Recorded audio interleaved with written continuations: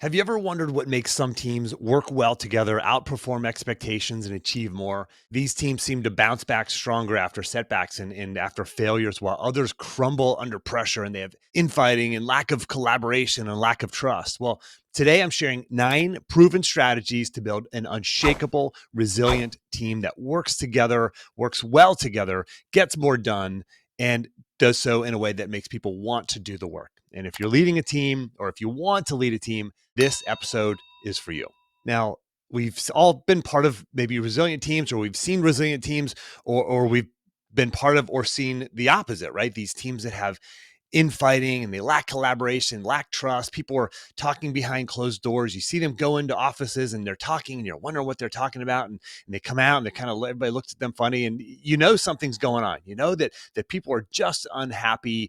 But maybe you've also experienced or seen those teams that really collaborate and there's trust, there's respect. People are working together. People show up early, stay late. People want to be there. We've all either, like I said, seen those or been part of those. So what's going on there? Like, what is it about those teams that allows them to have the success, the resilience, the innovation that those successful teams have versus all the negative things that those other teams have? So I'm going to break this down. So if you're in a leadership role or you want to be in a leadership role, whether it's by title or not, these are for you. Now, this episode is not just for leaders in corporate situations. This could be leaders of sports teams. This could also be leaders of families, right? Just in your own family, in your own home. A lot of these are going to be relevant for you. Now, in my coaching program, Reveal Your Path, we have a leadership core values discovery exercise. This is a written exercise that we walk our clients through in order to help them determine their leadership core values. Like, what is it that really drives me as a leader? It gives them a framework through which to make leadership decisions. And now the real crux of this is to identify leaders who they do and who they don't want to emulate. And so what are some leaders who you, let's say, don't want to emulate and why? Like, what is it about the ones where you don't want to emulate them because you don't like how it was to work for them, or you can envision what it might be like to work for that individual? Let me give you 3 examples of how not to build a resilient team.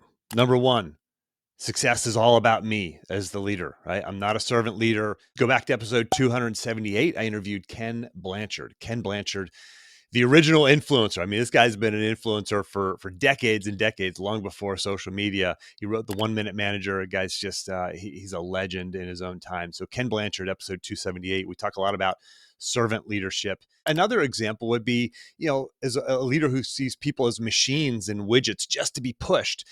We're working with an amazing company right now, CEO who sees his people as his greatest asset. And he invests so much in his people, even in hard times when markets are tough. He will bring us in to invest in his people and to support his people and to love his people and to help his people, because he knows that the success of the business depends on his people, and he cares. He actually cares about these humans. Go figure, right? This is a great leader of an amazing company that's growing like crazy and doing really, really cool things. And then the third example here would be a leader who makes just unilateral decisions, doesn't involve others, doesn't take anything into consideration other than themselves and what they think and what they feel. Now, sometimes leaders have to do that, but in general, as a rule of thumb, when you want to have a resilient team, a team that is cohesive and communicates well and collaborates, there's a lot of people involved in decision making. Obviously, that can go too far, right?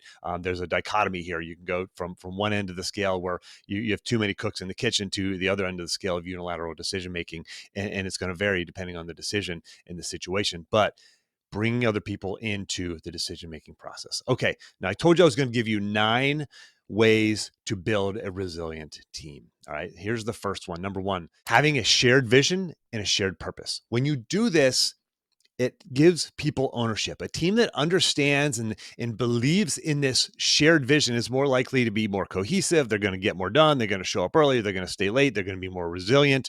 They're going to buy into the big challenges you might have, the BHAGs, the big, hairy, audacious goals. John F. Kennedy, when he said, by the end of the decade, we're going to put a man on the moon, like there was a shared vision, a shared purpose there, right? America felt that, and we marshaled the resources to actually pull that off. This was a BHAG. This was crazy. This was huge.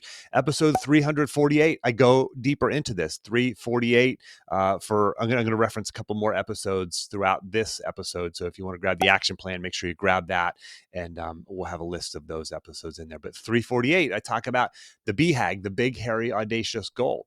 But you have to have a shared vision and a shared purpose to actually build a resilient team. Have a team be willing to do something huge and amazing and scary, deal with the setbacks, deal with the failures along the way. 9/11 was another time. Listen, the whole country, red and blue, doesn't matter what side of the aisle you're on. We believed in a shared vision and a shared purpose behind defending our country. And it was a pretty amazing time in our country to see people really just put down their colors and all become Americans. What about your family, your organization? Give your people ownership of the vision and of the purpose and even of the rules that you make. And maybe your core values and your mission statement or purpose, they're already set. They've already been written. Not everyone can have a voice in doing that. Obviously, if you hire somebody and you can't rewrite your mission and vision and values just because you hired them, but you can ask them, how should we live this out? How does this align with who you are personally? How are we doing at it? What ideas do you have? So you can get people to buy in by giving them ownership, having discussions around that shared vision and that shared purpose. But again, like I said, sometimes it's just inherent when there's this BHAG, when there's something like a crisis that happens. All right. So resilient teams have a shared vision and purpose. Number 2, open communication. A culture where the team members feel safe to express their concerns or share ideas or admit mistakes that they make. That fosters the resilience. It fosters collaboration and teamwork and trust. Having that open communication.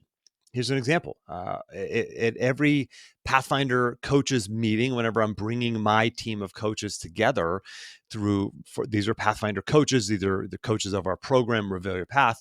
I'm always soliciting feedback from our coaches. They're amazing. They have all these great ideas, and as much as I can, I take those ideas and put those into place and help execute those. So this kind of open communication fosters a culture of resilience and adaptability and collaboration and trust. So that's number 2, open communication. Number 3 is this: having regular team building activities. Like, people are people. They're not machines. They're not widgets. You have to bring people together and have them do team building activities. My son's cross country team, they're one of the best in the state of Virginia. And every year they go away for 2 nights at the beginning of the season. They do this retreat. It's a team retreat. They spend 2 nights up in the mountains, and they do silly things. They do skits and they do some training, of course, but it's just really about team. It's about bringing the team together, team building friendships, building relationships. And this guy, the coach, he values team development. He values people, and he knows that when you bring people together, even in, or maybe especially in, an individual sport like cross country, the team gets better. They become friends, and there's relationships developed, and they're cheering each other on. Hey, I'm not varsity for this meet. I'm still going to cheer you on. That doesn't happen if there's not a resilient team, if there's not relationships, if there's not trust. I mean, this team, when they go through the ups and the downs, like, they're supporting each other. They're cheering each other on. They're helping each other. If one of them fails and the other one succeeds, they're cheering on the one who succeeds, and the one who succeeds is giving a pat on the back to the one who failed. Like, this is a cohesive team. It doesn't just happen. You can't just say, oh, my team is not cohesive. They're not collaborating. No, you as the leader or somebody who has influence upon this team, whether you're in a leadership role or not, you have to take ownership for that. How can you make this a resilient team? What is your role in making this a resilient team? What is your role in bringing team building activities into the organization? I'm working with a startup in San Diego, and they're mostly remote. As a result, the relationships are not really strong. People aren't in person very much. And they're bringing me in to do a workshop. We're going to be talking about teamwork and communication and collaboration. We're bringing people together. They're going to do this really fun team building event. It's like flying airplanes and stuff in the morning. It's going to be really cool. And Here you have a leader, a CEO, and a leadership team who believe in the value of people, and that's what we're doing. We're bringing people together to build relationships, develop trust, and take a company who's absolutely amazing at what they do, and their surveys even show that people are like bought into their mission, and we're going to make them even stronger, even more powerful, and even more resilient as a team. All right, so that's number three, doing regular team building activities. Number four, investing in continuous training. You have to ensure that your team is constantly upgrading their skill sets and their knowledge and their abilities so that they become resilient, right? Whenever there are changes that come, and we're seeing them by the day now with technology and the economy, like there's constantly change happening. And if you're not prepared for that, you're not going to be a resilient team. I think back to my life as a college wrestler, continuous training. When you're an athlete, we know that's necessary, but why not in your career? You should be always training, always looking to grow, always looking to get better. And that as a team makes you stronger. When I was, working at the University of Virginia, there were continuous opportunities to learn. Now you can't spend all of your days in workshops and going to conferences and that sort of thing, but it should be part of your regular routine. I was surprised at how many people did not take advantage. I didn't even know about these professional development opportunities until probably 5 years after I started working there, and I learned there was all these great opportunities to learn. There were these experts running these classes and courses and programs, and I dove in, and it was just um, it made me a better team member. It gave me the skills that I needed to execute. It also helped me develop leadership skills, and you should be doing the same. Like I'm in a mastermind group right now with other amazing entrepreneurs. I'm continuously learning, and by doing that, I'm positioning myself and my business to be resilient and to be effective long term. All right, so that's number four, investing in continuous training. Number five, empower others to make decisions. Like when people feel like they have agency, when they have influence, they take ownerships of outcomes. They take ownerships of success and failures. They bounce back faster after setbacks. Setbacks are going to happen. Failure is going to happen. You want to build a resilient team, let people make decisions. When you let them make decisions, they have ownership. My assistant Pauline and Michael they're working on this episode right now. They're doing the edits. I trust them. They're good at what they do. They make decisions for me. And when you do that, when you empower others to make decisions, you can be more resilient. People take ownership. And how can you do that in your organization? Again, whether you're in a leadership role or you're aspiring to a leadership role, or maybe you don't have that leadership title, but how can you empower others to make decisions? All right, that's number five. Number six, celebrate small wins. Recognize and celebrate the achievements of others. It boosts morale. It reminds people that they're actually capable of doing good things and finding success. Now, this is going to be especially important during hard times, like when you need a resilient team and you want people to bounce back. Point out the things that are working well, point out the things that they're doing well. In the book How to Win Friends and Influence People, which if you're watching this on YouTube is right up behind me, it's one of my favorite books of all time. It talked about catching people in the act of doing something right. I used to think that you wouldn't want to do that because then people would be like, oh, well, if I did that small thing right, I really don't need to aspire to anything bigger. I'm going to rest on my laurels. It's actually the opposite. When you recognize the small wins and the small achievements, people tend to be, more excited to do bigger and better things. But if you don't recognize those, if you don't point those out, people go, oh, well, I'm not appreciated here. I guess I'm not doing a good job at what I'm trying to do here. No, recognize those small wins. Catch people in the act of doing things well. And they're going to want to live up to that and even greater things. Everybody wants to be good at what they do. You want to be good at what you do. I want to be good at what I do. Our jobs are not just about making money. It feels good to be good at what I'm doing.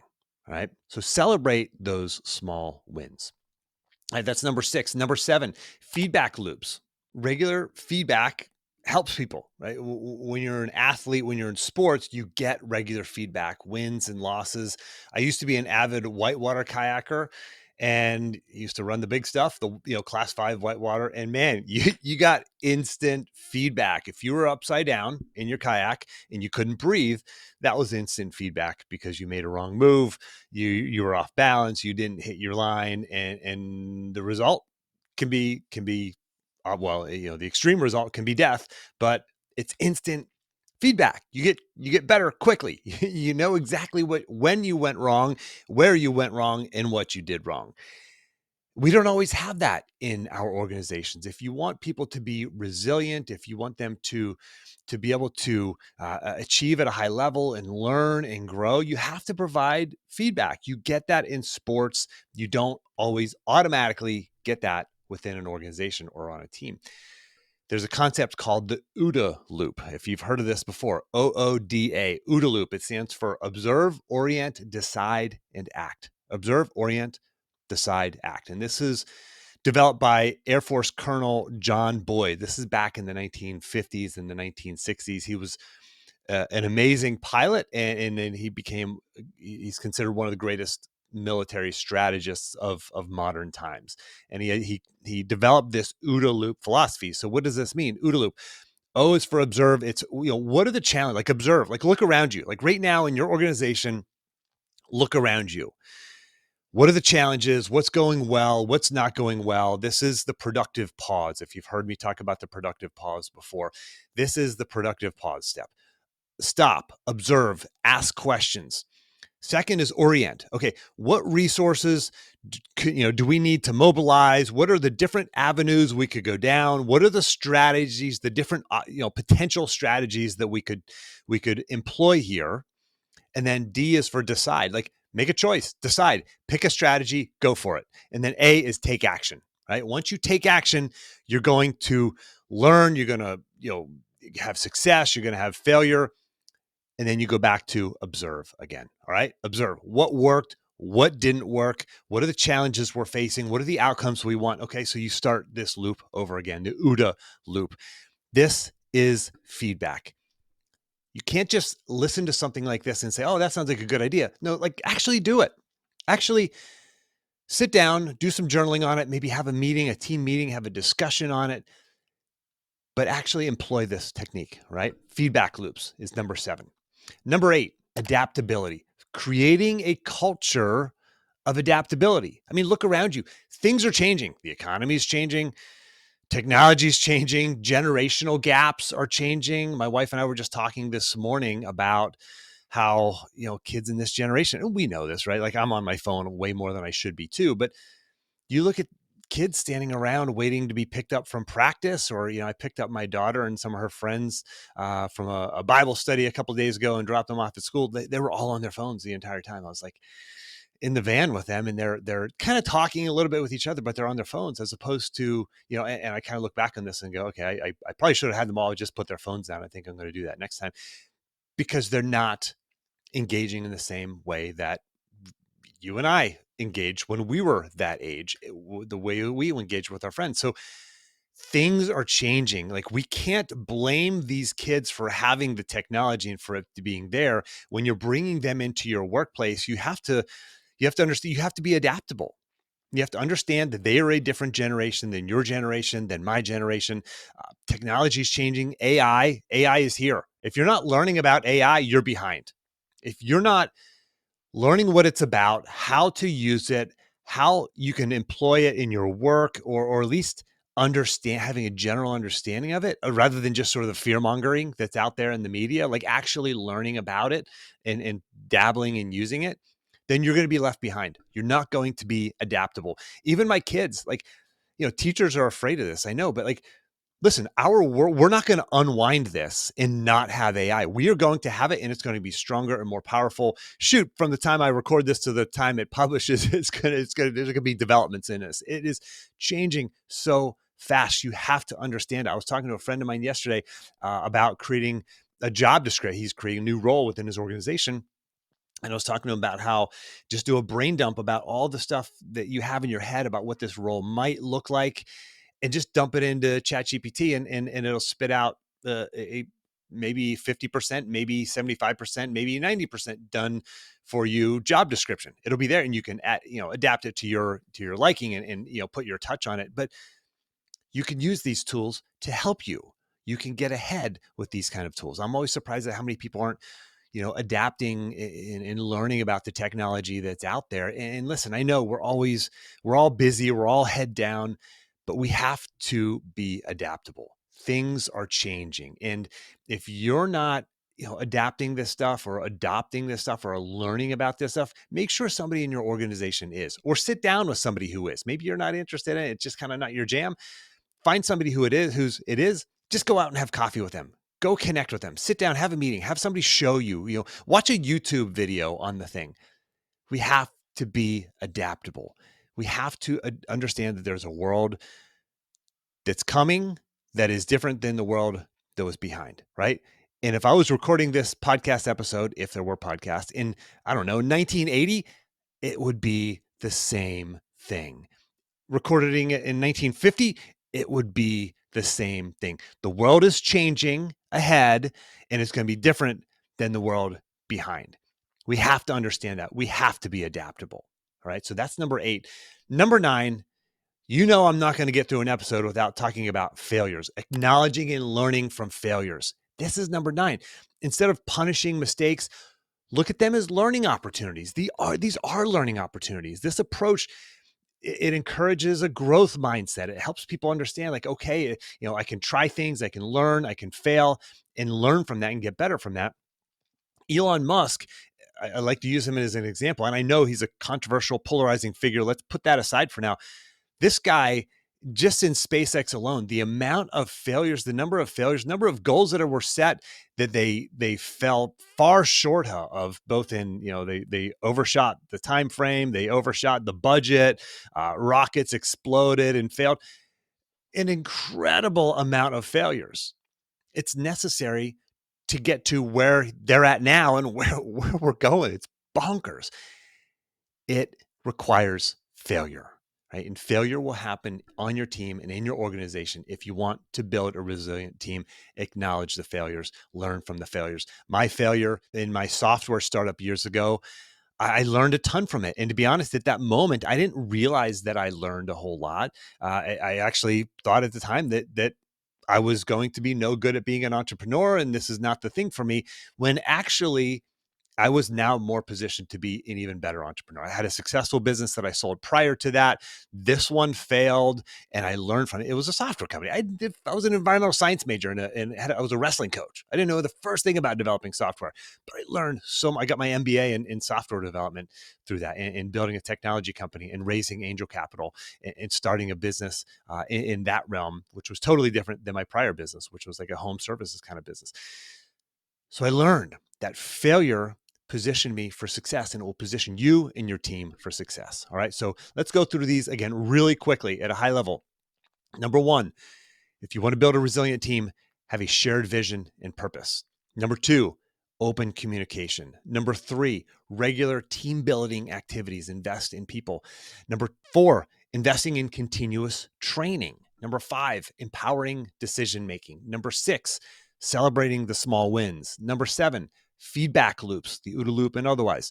Number 8, fostering a culture of adaptability. Number 9, acknowledging and learning from failures. All right, I gave you 9 ways to build and develop a resilient team. Again, whether you're in a leadership role or you aspire to be in a leadership role, take action on these. Listen, you don't have to take action on all 9. If you got just one little thing out of this podcast episode, it was all worth it.